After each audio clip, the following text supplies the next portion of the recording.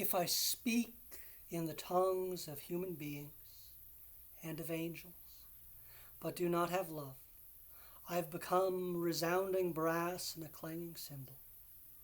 And if I have prophesied and know all the mysteries and all the knowledge, and if I have all faith of such a sort as to remove mountains, but do not have love, I am nothing. And if I distribute all my possessions, and if I hand over my body so that I may be buried, and do not have love, I am profited nothing. Love is magnanimous, love is kind, is not envious, love does not boast, does not bluster, does not act in an unseemly fashion, does not seek for things of its own. It is not irascible, does not take account of the evil deed, does not rejoice in injustice, but rejoices with the truth. It tolerates all things, has faith in all things, hopes in all things, endures all things. Love never fails, but if there are prophecies, they will be made ineffectual. If tongues, they will cease. If knowledge, it will be made ineffectual. For we know partially, and we prophesy partially. But when that which is complete comes, what is partial will be rendered futile. When I was an infant, I spoke like an infant. I thought like an infant. I reckoned like an infant. Having become a man, I did away with infantile things.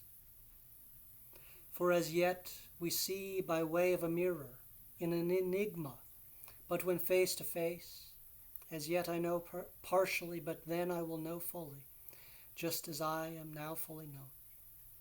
But now abide faith, hope, love. These three, and the greatest of these is love. I know I read this piece of scripture, the 13th chapter of 1 Corinthians, to you all previous to this, but I think it's worth keeping focused on our minds in a time where it's easy to kind of get lost in the present moment, that we must recognize that which endures ultimately is faith, hope, and love, and of those, that which endures fully is love. And as we live out our lives in our families, in our church, in our country, and in our world, love is the only thing that continues to bind us, continues to hold us safe, continues to free us, of course, to love and serve our neighbor, to recognize as well that we ourselves are deeply loved by God, that God has been faithful to us, is faithful to us, and will be faithful to us, that God has loved us before we even knew to love ourselves.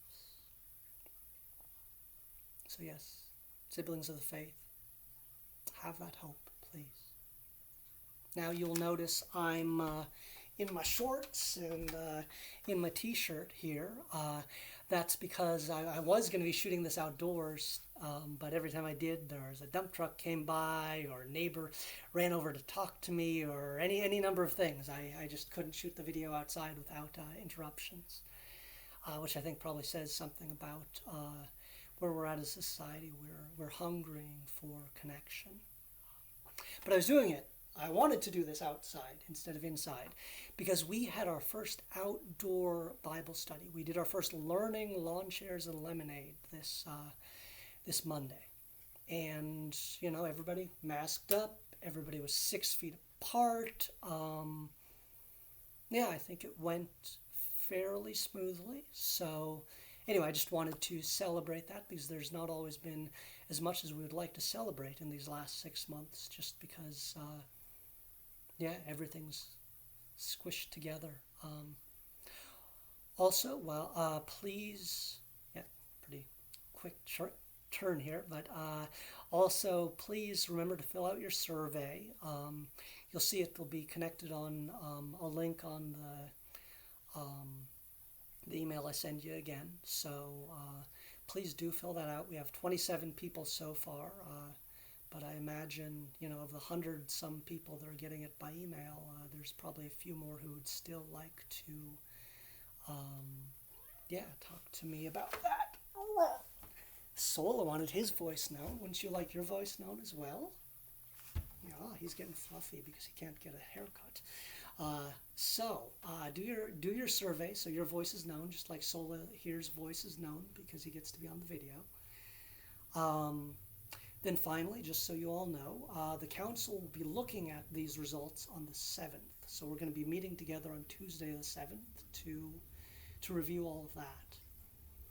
So, again, remember the things that endure during this time that we are enduring, and hopefully we can move beyond endurance to faith, hope, and love. We can find those things which are eternal, even in moments that do not feel eternal in a good sense. They might feel like they go on forever, but in point of fact, they can still be places where we touch the face of God, where we find the eternal in the liminal, in the moment, in the